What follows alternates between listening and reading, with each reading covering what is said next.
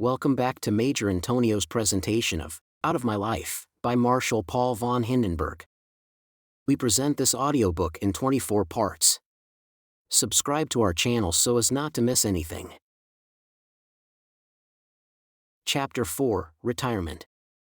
I had said farewell to service on the active list with a feeling of loyal gratitude to my emperor and king, with the warmest wishes for his army, and in full confidence in the future of our fatherland.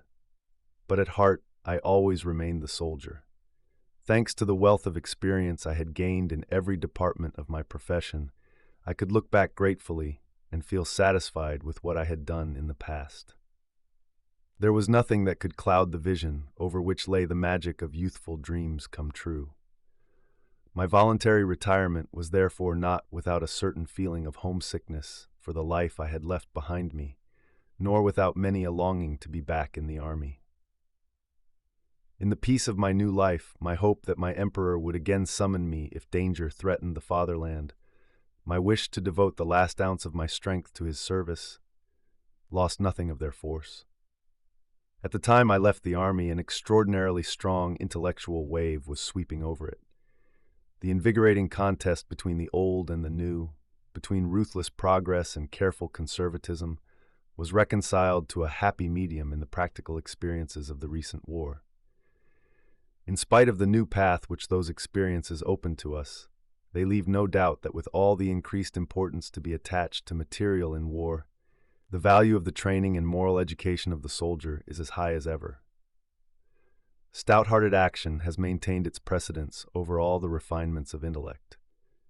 Presence of mind and strength of character take a higher place in war than fertility of ideas.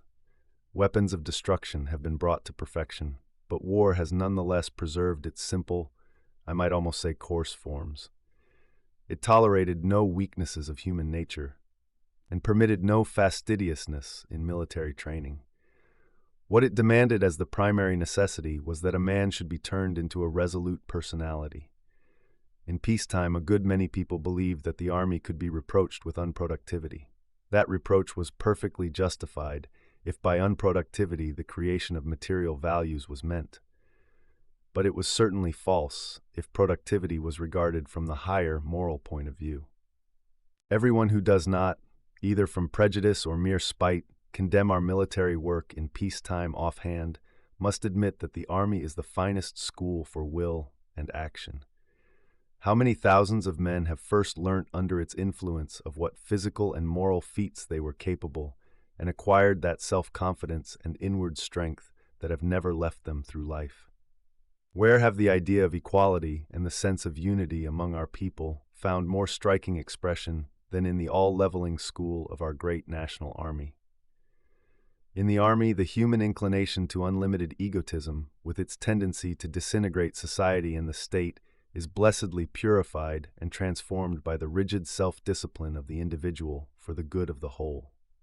The army trained and strengthened that mighty organizing impulse which we found everywhere in our fatherland, in the domain of politics as in that of science, in trade as in technical studies, in industry as in the labor world, in agriculture as in the professions.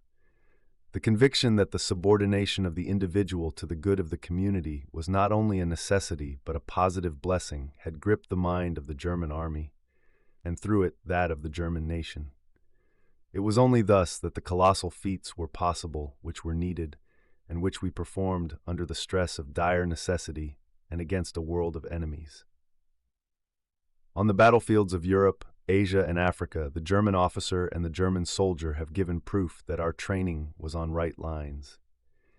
Even if the long duration of the last war with its multiplicity of impressions had a demoralizing effect on some natures, even if the moral principles of others were confused by the unnerving action of mental and physical overstrain, and characters, hitherto blameless, succumbed to the many temptations, the true core of the army remained sound and worthy of its task in spite of the unprecedented strain.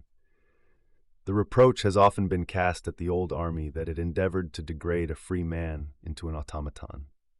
But the battlefields of the Great War have shown what a strengthening influence our training has had even in the midst of the disintegrating influences of incessant fighting. Innumerable glorious and yet terrible events have shown to what heights of voluntary heroism the German soldier can rise, not because he says, I must, but because he says, El can. It is inherent in the course of events that with the dissolution of the old army, new paths for the training of the nation and its defensive forces should be demanded. As regards that demand, I stand by the old tried principles. Even if there are some who do not consider there is anything final about the means by which we are to recover the power to repeat our former achievements, they will certainly agree with me at least in this, that it is vital for the future of our fatherland that we should recover that power. If not, it means that we should renounce our position in the world and let ourselves be degraded to the role of the anvil because we have neither the courage nor the resolution to be the hammer when the hour comes.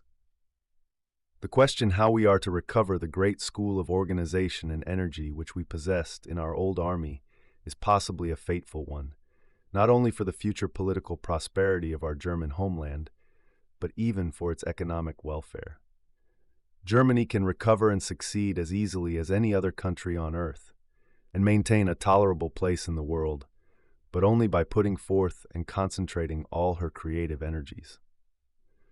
Unfortunately, there is a marked reaction against the existing strong order, thanks to the disintegrating influences of an unsuccessful war and the fallacious idea that the subordination of all the national forces to one controlling could not have prevented the disaster to the fatherland. Resentment against the ancient voluntary or compulsory subjection burst the old barriers and wandered aimlessly in new paths.